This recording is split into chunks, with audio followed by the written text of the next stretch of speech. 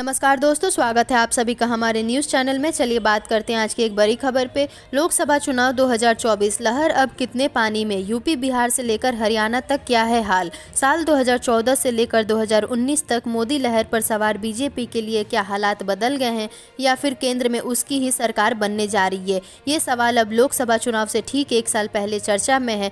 बीते 8-9 सालों में कुछ राज्यों के विधानसभा चुनाव छोड़ दिए जाएं तो उत्तर प्रदेश जैसे बड़े राज्य में बीजेपी ने दोबारा सरकार बनाने में कामयाबी पाई है। हिंदी बेल्ट के सभी बड़े राज्यों के वरिष्ठ पत्रकारों और चुनावी विश्लेषकों से बातचीत में जो बातें सामने आई है वो देश की राजनीति के लिए अहम है। यूपी के पूर्व मुख्यमंत्री अखिलेश यादव ने राहुल गांधी की भारत जोड़ो यात्रा में न जाकर केसीआर की रैली में जाना ठीक समझा। ये यूपी में कांग्रेस के लिए किसी झटके से कम नहीं है, क्योंकि केंद्र की सत्ता में बैठने के लिए किसी भी पार्टी के पास यूपी की लोकसभा सीटें बहुत मायने रखती है। यूपी में जहां इसी भी आरक्षण के मुद्दे पर एक बार फिर बीजेपी के साथ सुर में सुर मिला रहे हैं, तो बीएसपी सुप्रीमो मायावती की भी सक्रियता बढ़ गई है। दोनों ही नेताओं का कोई भी कदम अभी तक बीजेपी के लिए फायदा पहुंचाने के नजरिए से भी देखा जा रहा है। समाजवादी पार्टी भी दलित वोटों में सेंध लगाने के लिए पश्चिमी यूपी में सक्रिय चंद्रशेखर आजाद के संपर्क में है। साथ ही जाटों और गुर्जरों का भी समीकरण बनाने के लिए राष्ट्रीय लोक दल के नेता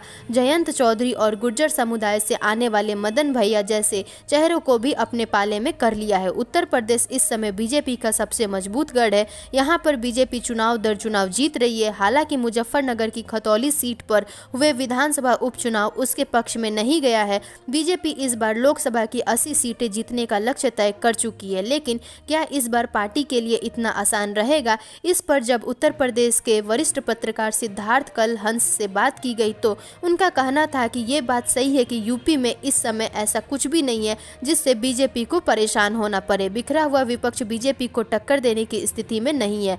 बिहार में भी राजनीतिक उठापटक काफी तेज है। नीतीश कुमार के एनडीए से अलग होना बीजेपी के लिए किसी झटके से कम नहीं था, लेकिन बीजेपी अब धीरे धीरे इससे उभर रही है और पलटवार की तैयारी में है। नीतीश कुमार के कभी खास और कभी दुश्मन बन जाने वाले उपेंद्र कुशवाहा इस समय बीजेपी नेताओं के संपर्क में है। साल 2015 के विधानसभा चुनाव में जेडीयू और आरजेडी के संयुक्त वोट बैंक के आगे बीजेपी पस्त हो गई थी। तो आज की बड़ी खबरों में बस इतना ही। देश दुनिया की तमाम बड़ी खबर से जुड़े रहने के लिए हमारे चैनल को सब्सक्राइब करें और ये वीडियो अच्छी लगी हो तो लाइक करना ना भूलें। धन्यवाद।